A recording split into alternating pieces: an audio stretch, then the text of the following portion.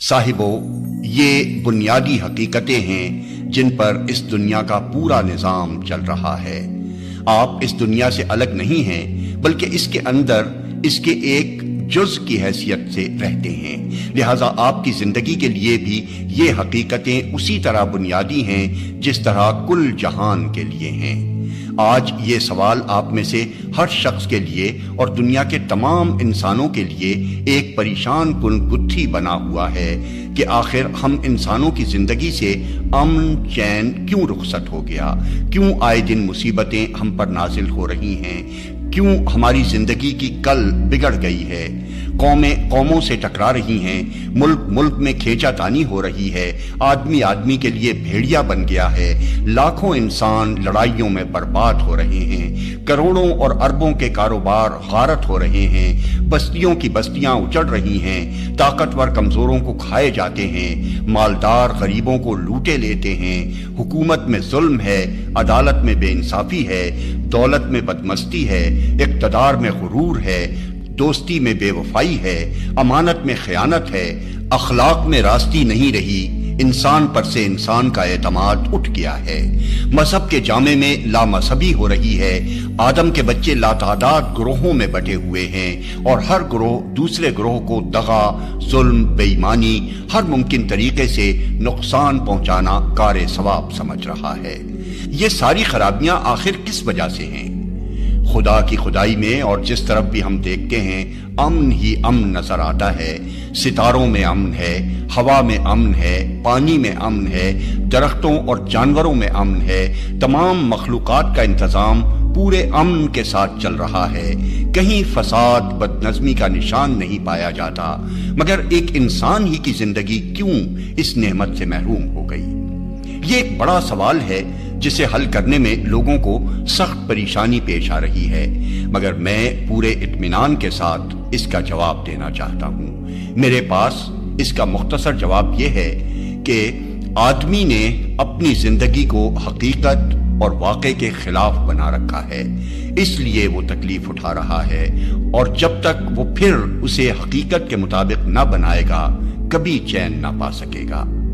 آپ چلتی ہوئی ریل کے دروازے کو اپنے گھر کا دروازہ سمجھ بیٹھیں اور اسے کھول کر بے تکلف اس طرح باہر نکل آئیں جیسے اپنے مکان کے صحن میں قدم رکھ رہے ہیں، تو آپ کی اس غلط فہمی سے نہ ریل کا دروازہ گھر کا دروازہ بن جائے گا، نہ وہ میدان جہاں آپ گریں گے گھر کا صحن ثابت ہوگا۔ آپ کے اپنی جگہ کچھ سمجھ بیٹھنے سے حقیقت ذرا بھی نہ بدلے گی۔ تیز دوڑتی ہوئی ریل کے دروازے سے جب آپ باہر تشریف لائیں گے تو اس کا جو نتیجہ ظاہر ہونا ہے وہ ظاہر ہو کر ہی رہے گا، خواہ ٹانگ اور سر پھٹنے کے بعد بھی آپ یہ تسلیم نہ کریں کہ آپ نے جو کچھ سمجھا تھا غلط سمجھا تھا۔ بالکل اسی طرح اگر آپ یہ سمجھ بیٹھیں کہ اس دنیا کا کوئی خدا نہیں ہے، یا آپ خود اپنے خدا بن بیٹھیں یا خدا کے سوا کسی اور کی خدائی مان لیں، تو آپ کے ایسا سمجھنے یا مان لینے سے حقیقت ہرگز نہ بدلے گی۔ خدا خدا ہی رہے گا، اس کی زبردست سلطنت جس میں آپ محض رعیت کی حیثیت سے رہتے ہیں پورے اختیارات کے ساتھ اسی کے قبضے میں رہے گی۔ البتہ آپ اپنی غلط فہمی کی وجہ سے جو طرز زندگی اختیار کریں گے اس کا نہایت برا خمیازہ آپ کو بھگتنا پڑے گا، خواہ آپ تکلیفیں اٹھانے کے بعد بھی اپنی اس غلط زندگی کو بجائے خود صحیح ہی سمجھتے رہیں۔ پہلے میں جو کچھ بیان کر چکا ہوں اسے ذرا اپنی یاد میں پھر تازہ کر لیجئے۔ خداوند عالم کسی کے بنائے سے خداوند عالم نہیں بنا ہے، وہ اس کا محتاج نہیں ہے کہ آپ اس کی خدائی مانیں تو وہ خدا ہو۔ آپ خواہ مانیں یا نہ مانیں وہ تو خود خدا ہے، اس کی خدائی خود اپنے زور پر قائم ہے، اس نے آپ کو اور اس دنیا کو خود بنایا ہے۔ یہ زمین، یہ چاند اور سورج اور یہ ساری کائنات اسی کے حکم کی تابع ہے۔ اس کائنات میں جتنی قوتیں کام کر رہی ہیں سب اسی کے زیر حکم ہیں۔ وہ ساری چیزیں جن کے بل پر آپ زندہ ہیں اسی کے قبضہ قدرت میں ہیں۔ خود آپ کا اپنا وجود اس کے اختیار میں ہے۔ اس واقعے کو آپ کسی طرح بدل نہیں سکتے۔ آپ اس کو نہ مانیں تب بھی یہ واقعہ ہے، آپ اس سے آنکھیں بند کر لیں تب بھی یہ واقعہ ہے، آپ اس کے سوا کچھ اور سمجھ بیٹھیں تب بھی یہ واقعہ ہے۔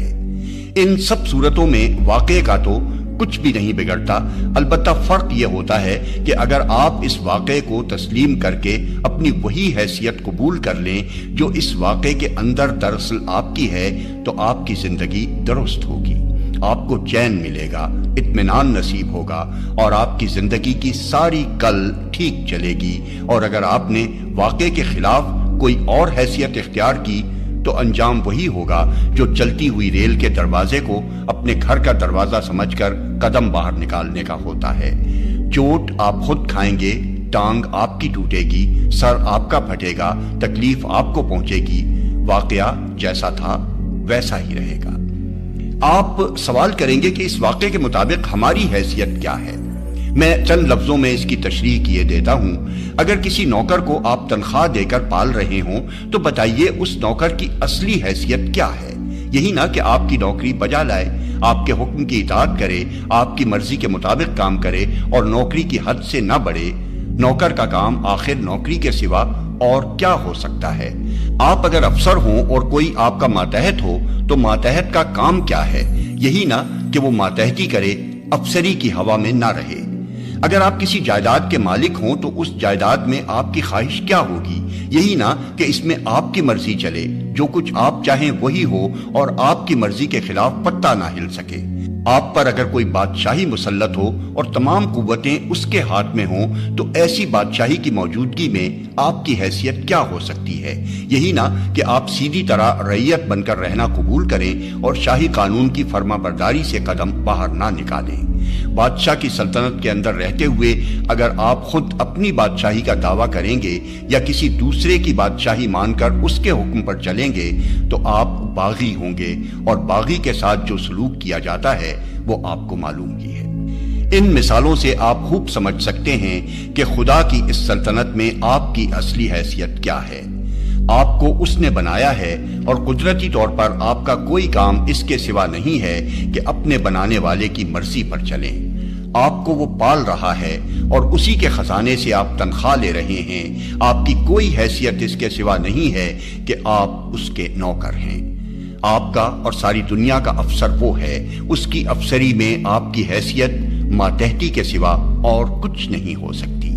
یہ زمین و آسمان سب اس کی جائیداد ہیں، اس جائیداد میں اسی کی مرضی چلے گی اور چلنی چاہیے۔ آپ کو یہاں اپنی مرضی چلانے کا کوئی حق نہیں ہے۔ اپنی مرضی آپ چلانے کی کوشش کریں گے تو منہ کی کھائیں گے۔ اس سلطنت میں اس کی بادشاہی اس کے اپنے زور پر قائم ہے۔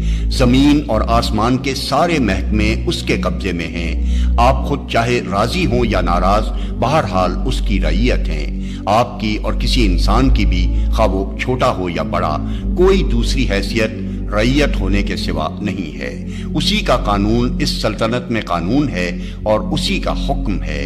رعیت میں سے کسی کو یہ دعویٰ کرنے کا حق نہیں ہے کہ میں ہز میجسٹی ہوں یا ہز ہائینس ہوں یا ڈکٹیٹر اور خود مختار ہوں۔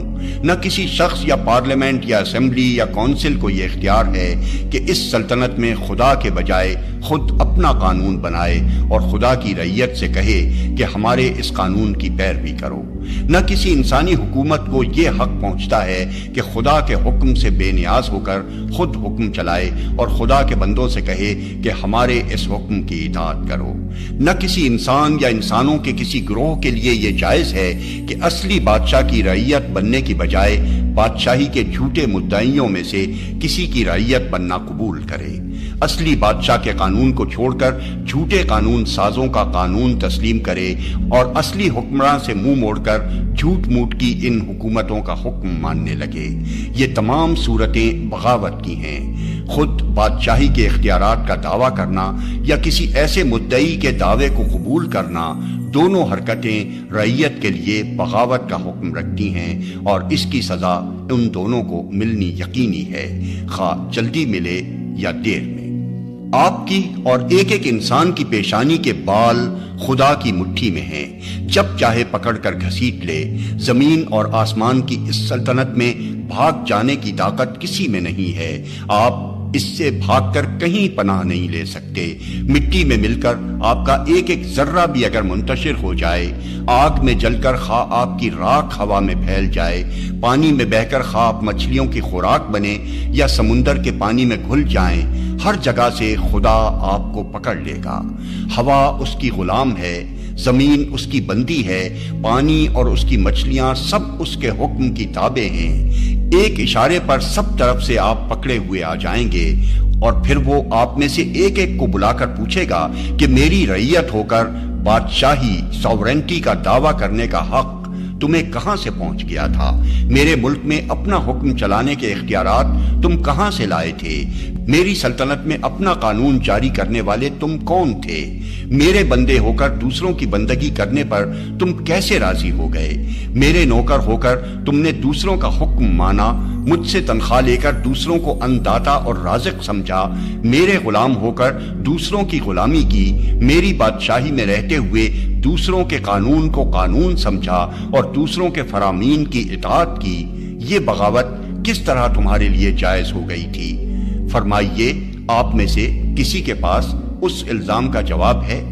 کون سے وکیل صاحب وہاں اپنے قانونی داؤ پیچ سے بچاؤ کی صورت نکال سکیں گے؟ اور کون سی سفارش پر آپ بھروسہ رکھتے ہیں کہ وہ آپ کو اس بغاوت کے جرم کی سزا بھگتنے سے بچا لے گی؟ صاحبو، یہاں صرف حق ہی کا سوال نہیں ہے، یہ سوال بھی ہے کہ خدا کی اس خدائی میں کیا انسان بادشاہی یا قانون سازی یا حکمرانی کا اہل ہو سکتا ہے؟ جیسا کہ ابھی عرض کر چکا ہوں، ایک معمولی مشین کے متعلق بھی آپ یہ جانتے ہیں کہ اگر کوئی اناڑی شخص جو اس مشینری سے واقف نہ ہو اسے چلائے گا تو بگاڑ دے گا۔ ذرا کسی ناواقف آدمی سے ایک موٹر ہی چلوا کر دیکھ لیجئے، ابھی آپ کو معلوم ہو جائے گا کہ اس حماقت کا کیا انجام ہوتا ہے۔ اب ذرا خود سوچئے کہ لوہے کی ایک مشین کا حال جب یہ ہے کہ صحیح علم کے بغیر اس کو استعمال نہیں کیا جا سکتا، تو انسان جس کے نفسیات انتہا درجے کے پیچیدہ ہیں، جس کی زندگی کے معاملات بے شمار پہلو رکھتے ہیں اور ہر پہلو میں لاکھوں گتھیاں ہیں، اس کی پیچ در پیچ مشینری کو وہ لوگ چلا سکتے ہیں جو دوسروں کو جاننا اور سمجھنا تو درکنار، خود اپنے آپ کو بھی اچھی طرح نہیں جانتے اور نہیں سمجھتے۔ ایسے اناڑی جب قانون ساز بن بیٹھیں گے اور ایسے نادان جب انسانی زندگی کی ڈرائیوری پر آمادہ ہوں گے، تو کیا اس کا انجام کسی اناڑی شخص کے موٹر چلانے کے انجام سے کچھ بھی مختلف ہو سکتا ہے؟ یہی وجہ ہے کہ جہاں خدا کے بجائے انسانوں کا بنایا ہوا قانون مانا جا رہا ہے، اور جہاں خدا کی اطاعت سے بے نیاز ہو کر انسان حکم چلا رہے ہیں اور انسان کا حکم چلا رہے ہیں اور انسان ان کا حکم چلا رہے ہیں اور انسان ان کا حکم مان رہے ہیں، وہاں کسی بھی جگہ امن نہیں ہے، کسی بھی جگہ آدمی کو چین نصیب نہیں، کسی جگہ بھی انسانی زندگی کی کل سیدھی نہیں چلتی۔ کچھ تو خون ہو رہے ہیں، ظلم اور بے انصافی ہو رہی ہے، لوٹ کھسوٹ برپا ہے، آدمی کا خون آدمی چوس رہا ہے، اخلاق تباہ ہو رہے ہیں، صحتیں برباد ہو رہی ہیں، تمام طاقتیں جو خدا نے انسان کو دی تھیں انسان کے فائدے کے بجائے اس کی تباہی اور بربادی میں صرف ہو رہی ہیں۔ یہ مستقل دوزخ جو اسی دنیا میں انسان نے اپنے لیے آپ اپنے ہاتھوں بنا لی ہے، اس کی وجہ اس کے سوا کچھ نہیں ہے کہ اس نے بچوں کی طرح شوق میں آ کر اس مشین کو چلانے کی کوشش کی جس کے کل پرزوں سے وہ واقف ہی نہیں۔ اس مشین کو جس نے بنایا ہے وہی اس کے رازوں کو جانتا ہے، وہی اس کی فطرت سے واقفیت رکھتا ہے، اسی کو ٹھیک ٹھیک معلوم ہے کہ یہ کس طرح صحیح چل سکتی ہے۔ اگر آدمی اپنی حماقت سے باز آ جائے اور اپنی جہالت تسلیم کر کے اس قانون کی پابندی کرنے لگے جو خود اس مشین کے بنانے والے نے مقرر کیا ہے، تب تو جو کچھ بگڑا ہے وہ پھر بن سکتا ہے، ورنہ ان مصیبتوں کا کوئی حل ممکن نہیں ہے۔ آپ ذرا اور گہری نظر سے دیکھیں تو آپ کو جہالت کے سوا اپنی زندگی کے بگاڑ کی ایک اور وجہ بھی نظر آئے گی۔ ذرا سی عقل یہ بات سمجھنے کے لیے کافی ہے کہ انسان کسی ایک شخص یا ایک خاندان یا ایک قوم کا نام نہیں ہے۔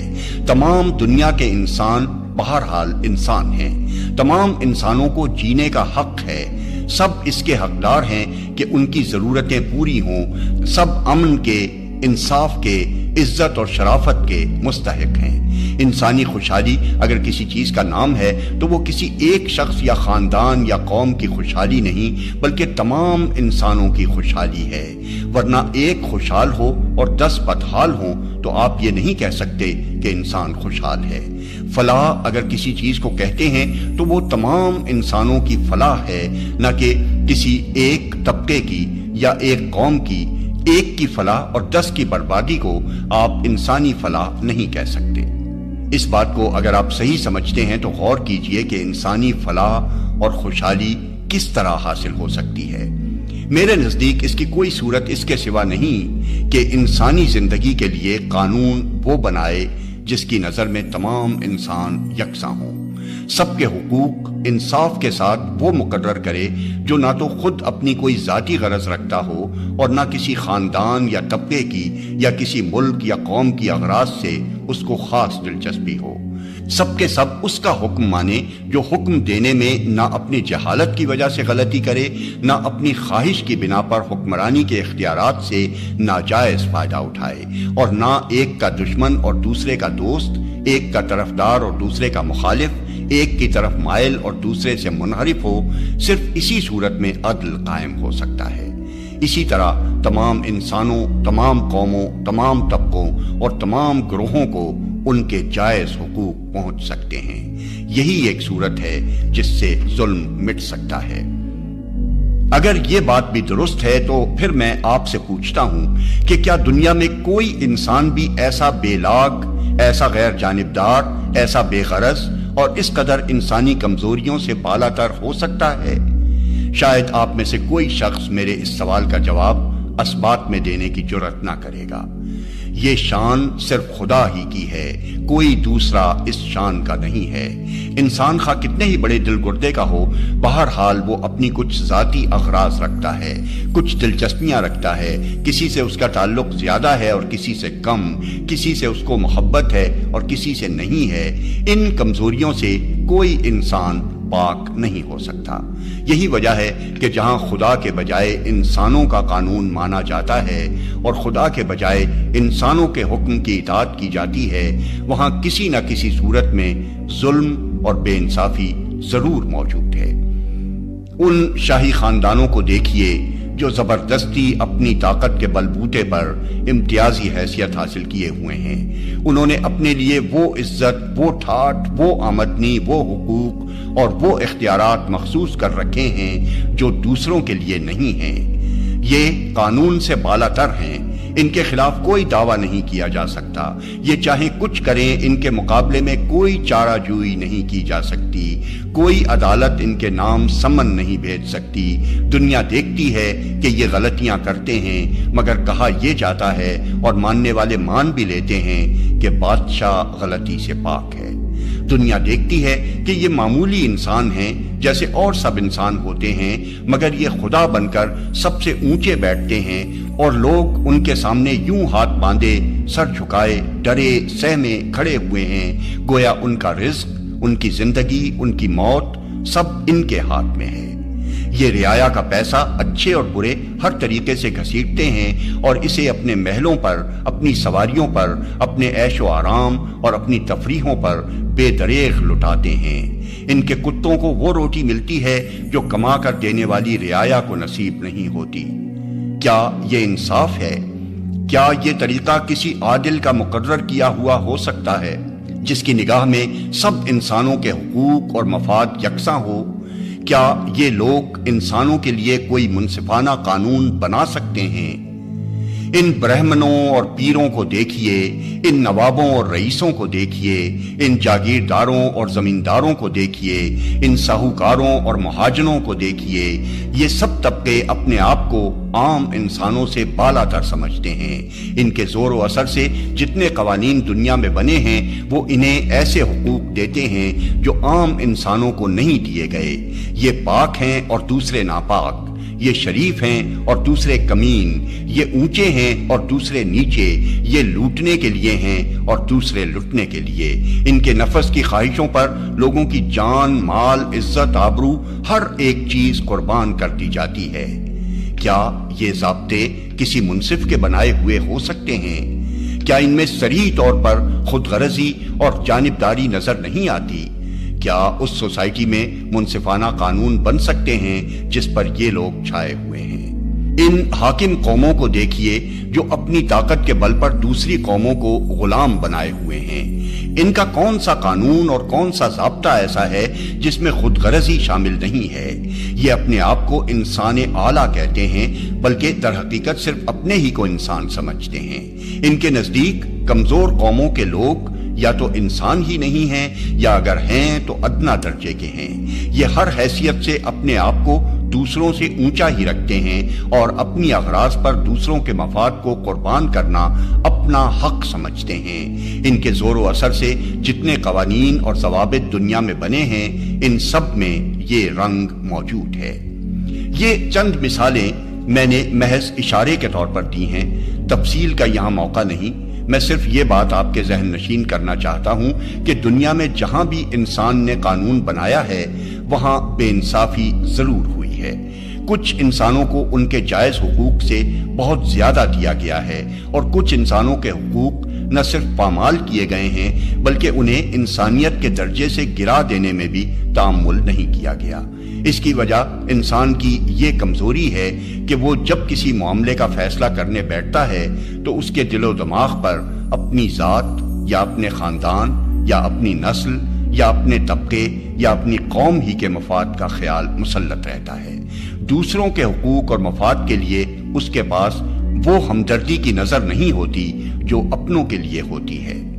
مجھے بتائیے، کیا اس بے انصافی کا کوئی علاج اس کے سوا ممکن ہے کہ تمام انسانی قوانین کو دریا برد کر دیا جائے اور اس خدا کے قانون کو ہم سب تسلیم کر لیں جس کی نگاہ میں ایک انسان اور دوسرے انسان کے درمیان کوئی فرق نہیں؟ فرق اگر ہے تو صرف اس کے اخلاق، اس کے اعمال اور اس کے اوصاف کے لحاظ سے ہے، نہ کہ نسل یا طبقے یا قومیت یا رنگ کے لحاظ سے۔ صاحبو، اس معاملے میں ایک اور پہلو بھی ہے جسے میں نظر انداز نہیں کر سکتا۔ آپ جانتے ہیں کہ آدمی کو قابو میں رکھنے والی چیز صرف ذمہ داری کا احساس ہی ہے۔ اگر کسی شخص کو یقین ہو جائے کہ وہ جو چاہے کرے، کوئی اس سے جواب طلب کرنے والا نہیں ہے اور نہ اس کے اوپر کوئی ایسی طاقت ہے جو اسے سزا دے سکے، تو آپ سمجھ سکتے ہیں کہ وہ شتر بے مہار بن جائے گا۔ یہ بات جس طرح ایک شخص کے معاملے میں صحیح ہے، اسی طرح ایک خاندان، ایک قوم اور تمام دنیا کے انسانوں کے معاملے میں صحیح ہے۔ ایک خاندان جب یہ محسوس کرتا ہے کہ اس سے کوئی جواب طلب نہیں کر سکتا تو وہ قابو سے باہر ہو جاتا ہے۔ ایک طبقہ بھی جب ذمہ داری اور جواب دہی سے بے خوف ہو جاتا ہے تو دوسروں پر ظلم ڈھانے میں اسے کوئی تأمل نہیں ہوتا۔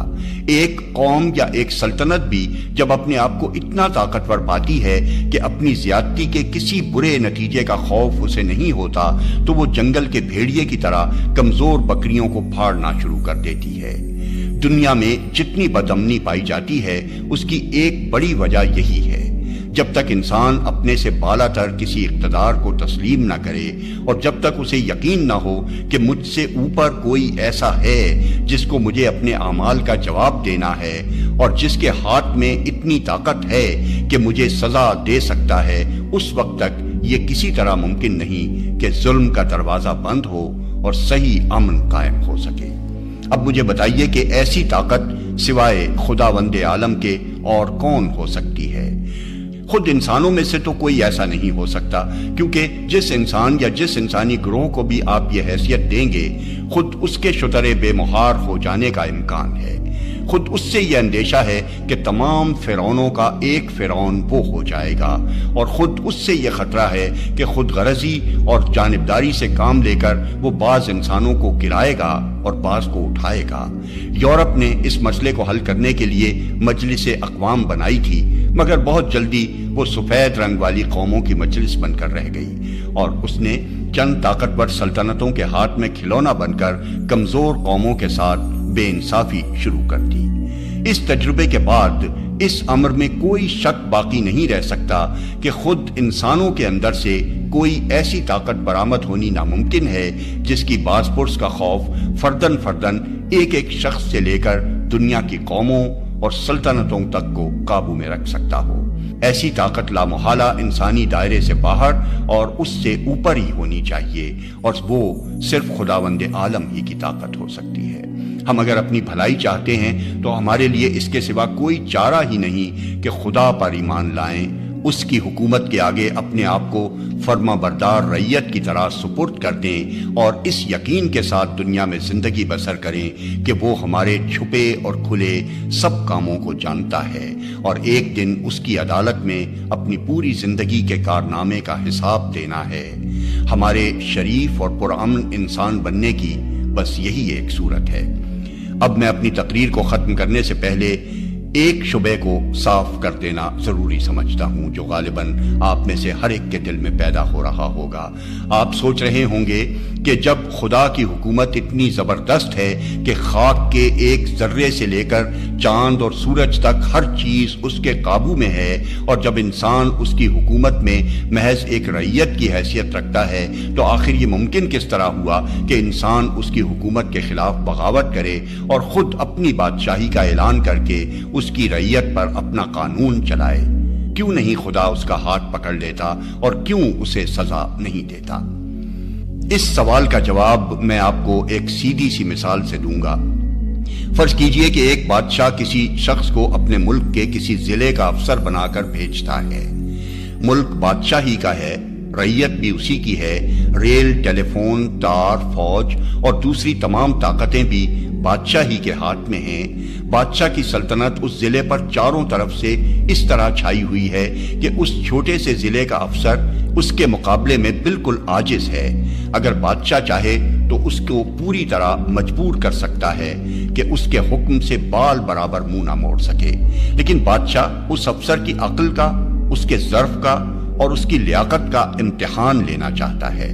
اس لیے وہ اس پر سے اپنی گرفت اتنی ڈھیلی کر دیتا ہے کہ اسے اپنے اوپر کوئی بالا تر اقتدار محسوس نہیں ہوتا۔ اب اگر وہ افسر عقل مند، نمک حلال، فرض شناس اور وفادار ہے تو اس ڈھیلی گرفت کے باوجود اپنے آپ کو رعیت اور ملازم ہی سمجھتا رہے گا۔ بادشاہ کے ملک میں اسی کے قانون کے مطابق حکومت کرے گا، اور جو اختیارات بادشاہ نے اسے دیے ہیں انہیں خود بادشاہ کی مرضی کے مطابق استعمال کرتا رہے گا۔ اس وفادارانہ طرز عمل سے اس کی اہلیت ثابت ہوگی، اور بادشاہ اسے زیادہ بلند مرتبوں کے قابل پا کر ترقیوں پر ترقیاں دیتا چلا جائے گا۔ لیکن فرض کیجئے کہ ایک افسر بے وقوف، نمک حرام، کم ظرف اور شریر ہے، اور رعیت کے وہ لوگ جو اس ضلع میں رہتے ہیں جاہل، بزدل اور نادان ہیں۔ اپنے اوپر سلطنت کی گرفت ڈھیلی پا کر وہ بغاوت پر آمادہ ہو جاتا ہے۔ اس کے دماغ میں خود مختاری کی ہوا بھر جاتی ہے، وہ خود اپنے آپ کو ضلع کا مالک سمجھ کر خود سرانہ حکومت کرنے لگتا ہے، اور جاہل رعیت کے لوگ محض یہ دیکھ کر اس کی خود مختارانہ حکومت تسلیم کر لیتے ہیں کہ تنخواہ یہ دیتا ہے، پولیس اس کے پاس ہے، عدالتیں اس کے ہاتھ میں ہیں، جیل کی ہتکڑیاں اور پھانسی کے تختے اس کے قبضے میں ہیں، اور ہماری قسمت کو بنانے یا بگاڑنے کے اختیارات یہ رکھتا ہے۔ بادشاہ اس اندھی رعیت اور اس باغی افسر دونوں کے طرز عمل کو دیکھتا ہے، چاہے تو فوراً پکڑ لے اور ایسی سزا دے کہ ہوش ٹھکانے نہ رہیں، مگر وہ اس حاکم ضلع اور اس رعیت دونوں کی پوری آزمائش کرنا چاہتا ہے۔ اس لیے وہ نہایت تحمل اور بردباری کے ساتھ انہیں ڈھیل دیتا چلا جاتا ہے، تاکہ جتنی نالائقیاں ان کے اندر بھری ہوئی ہیں پوری طرح ظاہر ہو جائیں۔ اس کی طاقت اتنی زبردست ہے کہ اسے اس بات کا خوف ہی نہیں ہے کہ یہ افسر کبھی زور پکڑ کر اس کا تخت چھین لے گا۔ اسے اس بات کا بھی کوئی اندیشہ نہیں کہ یہ باغی اور نمک حرام لوگ اس کی گرفت سے نکل کر کہیں بھاگ جائیں گے۔ اس لیے اسے جلد بازی کے ساتھ فیصلہ کر دینے کی کوئی ضرورت نہیں۔ وہ سال ہا سال تک ڈھیل دیتا رہتا ہے، یہاں تک کہ جب یہ لوگ اپنی پوری خباثت کا اظہار کر چکے ہیں اور کوئی کسر اس کے اظہار میں باقی نہیں رہتی، تب وہ ایک روز اپنا عذاب ان پر بھیجتا ہے، اور وہ ایسا وقت ہوتا ہے کہ کوئی تدبیر اس وقت انہیں اس کے عذاب سے نہیں بچا سکتی۔ صاحبو، میں اور آپ اور خدا کے بنائے ہوئے یہ افسر سب کے سب اسی آزمائش میں مبتلا ہیں۔ ہماری عقل کا، ہمارے ظرف کا، ہماری فرض شناسی کا، ہماری وفاداری کا سخت امتحان ہو رہا ہے۔ اب ہم میں سے ہر شخص کو خود فیصلہ کرنا چاہیے کہ وہ اپنے اصلی بادشاہ کا نمک حلال افسر یا رعیت بننا پسند کرتا ہے یا نمک حرام۔ میں نے اپنی جگہ نمک حلالی کا فیصلہ کیا ہے، اور میں ہر اس شخص سے باغی ہوں جو خدا سے باغی ہے۔ آپ اپنے فیصلے میں مختار ہیں، چاہے یہ راستہ اختیار کریں یا وہ۔ ایک طرف وہ نقصانات اور وہ فائدے ہیں جو خدا کے یہ باغی ملازم پہنچا سکتے ہیں، اور دوسری طرف وہ نقصانات اور وہ فائدے ہیں جو خود خدا پہنچا سکتا ہے۔ دونوں میں سے آپ جس کو انتخاب کرنا چاہیں کر سکتے ہیں۔